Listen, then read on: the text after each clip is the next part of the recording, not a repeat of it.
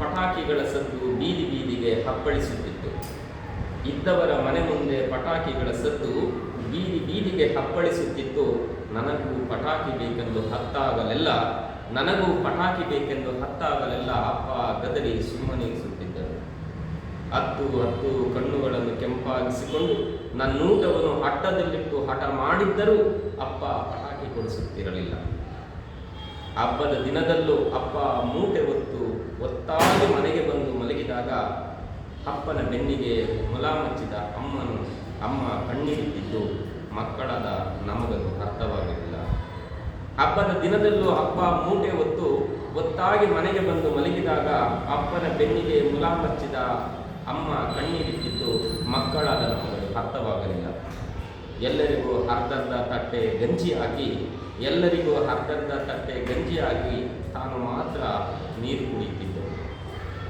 ಉಳ್ಳವರ ಮನೆಯೊಂದರ ಮುಸುರೆ ತೊಳೆದ ನಮ್ಮನಿಗೆ ಅವರಿಟ್ಟ ಕಮಲನ್ನ ನಮಗದು ಮುಷ್ಟ ಅಲ್ಲ.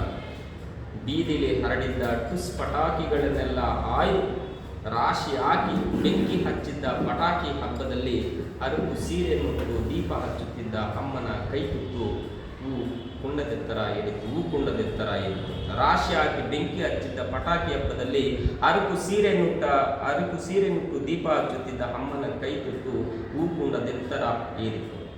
ಪಟಾಕಿ ಹಬ್ಬದಲ್ಲಿ ಸುರುಸುರು ಬತ್ತಿ ಹೊತ್ತಿಸಿ ಬೆಳಕು ತರಿಸದ ನನ್ನಪ್ಪ ಪುಸ್ತಕ ತರಿಸಿ ಅಕ್ಷರ ಕಲಿಸಿದ. ಡಿಗ್ರಿ ಮುಗಿಸಿ ದೊಡ್ಡ ಪದವಿ ಪಡೆದ ಹೊತ್ತಿಗೆ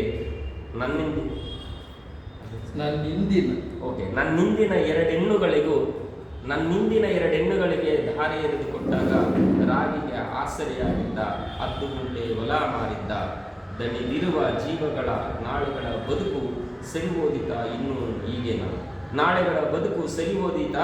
ಇನ್ನೂ ಈಗೇನ ಅಮ್ಮನ ಬೇಸರದ ಮಾತು ಮಾಮೂಲಾಗಿತ್ತು.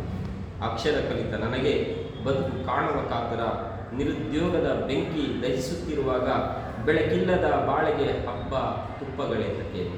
ಗತಿ ಇಲ್ಲದವರು ಎಲ್ಲಿದ್ದರೂ ಬೆವರು ಹನಿಗಳೇ ಹೊರತು ಬೆಳಕನ್ನು ಹಿಡಿದವರಲ್ಲ, ಬೆಳಕಲ್ಲಿ ಬದುಕು ಕಂಡವರಲ್ಲ. ಬೆಳಕಿಗಾಗಿ ಹಚ್ಚಿದ ದೀಪಗಳ ಸಾಲಿನಲ್ಲಿ ನಡೆದು ಹೋಗುವವರೆಲ್ಲ ನಿರೀಕ್ಷೆಗಳಿದ್ದರು. ಬೆಳಕಿಗಾಗಿ ಹಚ್ಚಿದ ದೀಪಗಳ ಸಾಲಿನಲ್ಲಿ ನಡೆದು ಹೋಗುವವರೆಲ್ಲ ನಿರೀಕ್ಷೆಗಳಿದ್ದರು. ಇದು